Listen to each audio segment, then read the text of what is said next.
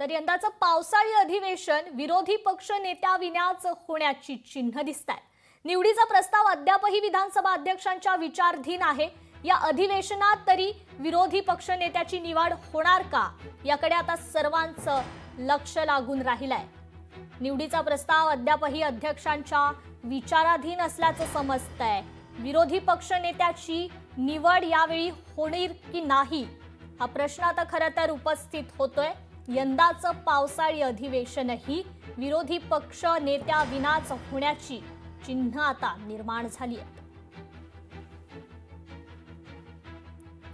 तर आज पावसाळी अधिवेशनाचा पहिला दिवस आहे आणि हे पावसाळी अधिवेशन देखील विरोधी पक्ष नेत्याविनाच होईल की काय, असा सवाल आता उपस्थित होतोय।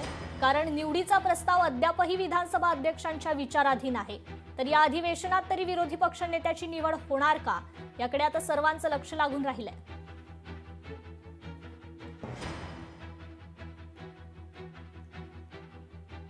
तर पावसाळी अधिवेशनाचा आजचा पहिला दिवस आहे। विरोधी पक्ष नेत्याविनाच हे यंदाचं पावसाळी अधिवेशनही होण्याची चिन्ह निर्माण झाल्याचं पाहायला मिळतंय। लोकशाही मराठी ऐका, पहा, जागरूक रहा।